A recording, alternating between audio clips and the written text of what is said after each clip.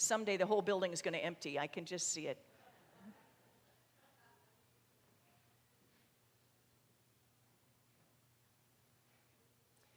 Hearers of a certain age will remember, with a wince, when near the end of the Cold War, President Ronald Reagan famously said, "I'm no linguist, but I've been told that in the Russian language there isn't even a word for freedom."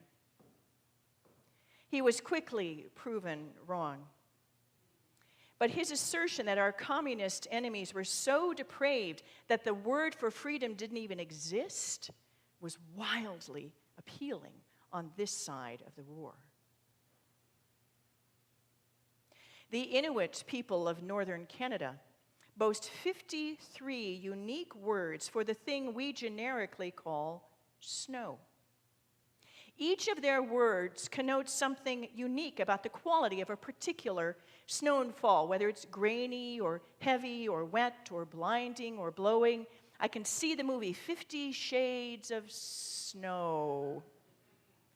It may seem extreme to us, but if your whole livelihood revolved around cold, snow, and ice, you'd have a lot of words for it as well.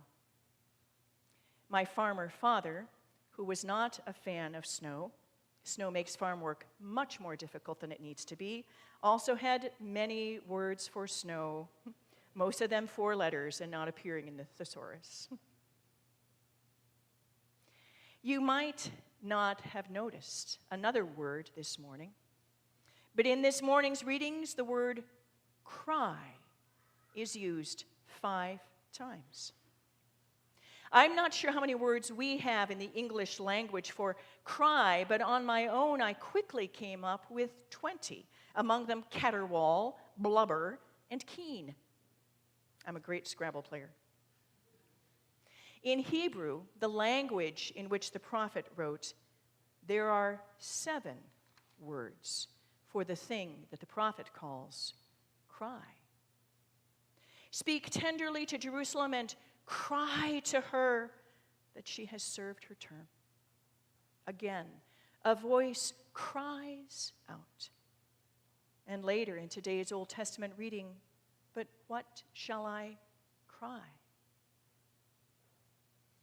Isaiah wrote to the people of Israel in exile, dragged from home to live in a foreign and hostile land for almost a generation. I imagine in the early days of their captivity, the tears flowed freely. Tears of anger and frustration and fear and sorrow and weariness.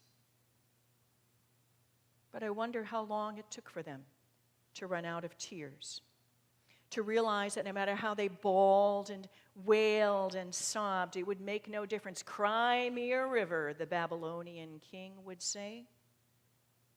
So eventually their tears stopped.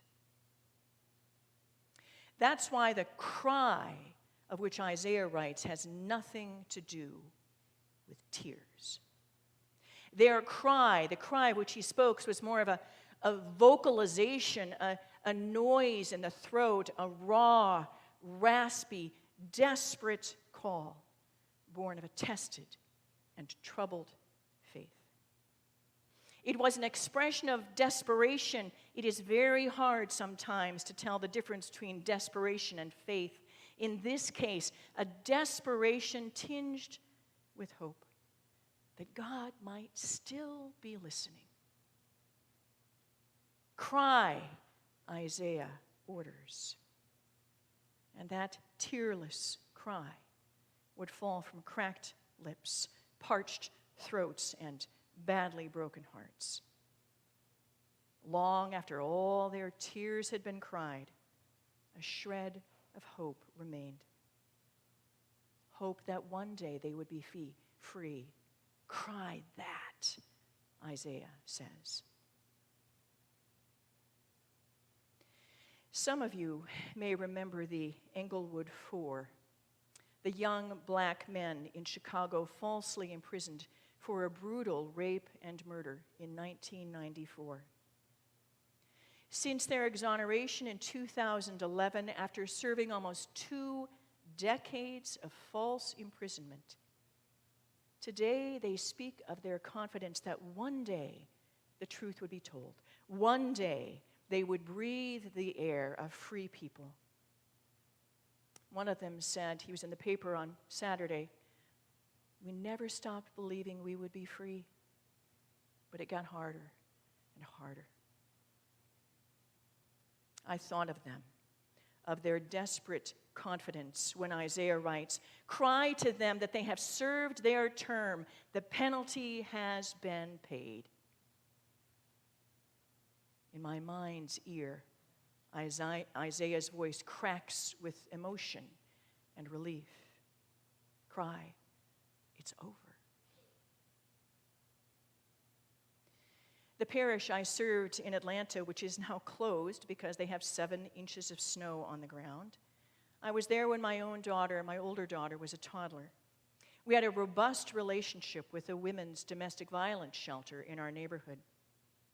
The director of the shelter, a remarkably soft-hearted woman, considering the sorrows she faced every day, told me once about a particular toddler who often came to the noon meal with his mother. She was homeless. He was very small for his age. She said at 9 months he would eat anything. He could eat a whole peanut butter sandwich like that because he was always hungry. But he never cried. For some reason, this silence troubled her deeply, and she pursued it with her own therapist. The therapist's answer was simple. A child cries because he expects somebody to hear. He expects somebody to come. Why would a child born on the street to an addicted mother bother with tears? Nobody would come if he cried.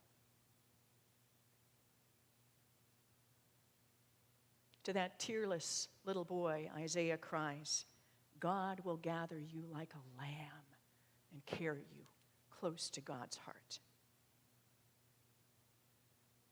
A cry, whether tearful or tearless, assumes that someone will hear it.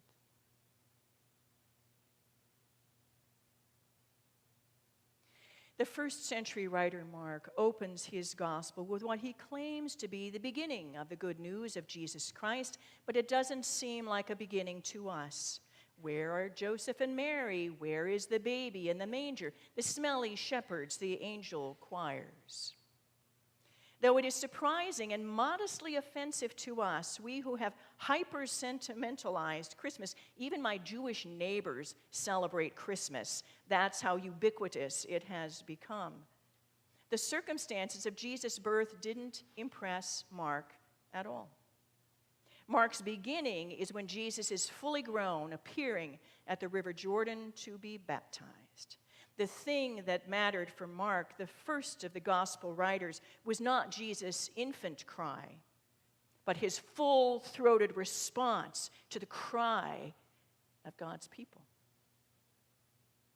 Our introduction to John comes via John the Baptizer, crying in the wilderness. John was dressed like an Old Testament prophet. He was announced with ancient prophecies. He was bold and brash and baptizing as fast as he could. John the Baptizer's cry, "Repent," resounded with all the people of Judea and Jerusalem, because like Isaiah's first hearers, they were not free. They lived in their own homes, but Roman soldiers patrolled their streets. Roman political appointees occupied their government offices. Roman leaders colluded with Jewish leaders for personal gain. Though they had wept for a generation for relief, no one had come to help. Their tears had dried.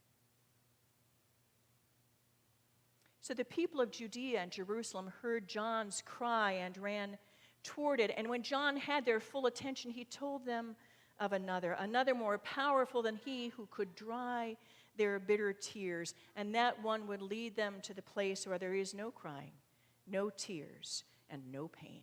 But that's a story for another day. Isaiah cries. John the Baptizer cries. We cry. Though our eyes have run out of tears, our hearts still hope. And it is that desperate but believing cry that falls from our lips in this holy season. I am always stunned by the burdens of grief that people carry. But every once in a while, I meet someone whose story of grief brings me to my own knees. I met such a woman about 5 years ago. In the space of 6 months, she had been widowed, orphaned, and permanently disabled in an automobile accident. She spoke freely of her grief, her desire to die, rather than to live with a heart and a body shattered. But she was alive when I met her. So naively, I asked her how long it took to reach the point where she woke up in the morning happy to open her eyes. She smiled wearily. Longer than I hoped, but not as long as I feared. God heard her cry. Not the caterwauling, blubbering, nose-running cry of self-pity, but the cracked and quiet, desperate voice tinged with hope. She believed Isaiah when he wrote, God is mighty. She believed Isaiah when he wrote, God will carry you. She believed John the Baptizer when he said, Christ is coming. So buried among the many words we use to describe the world's sorrow, today we use a single word, cry. Not with weary tears, but with hard-fought faith. Our cry will be heard. Christ is coming soon.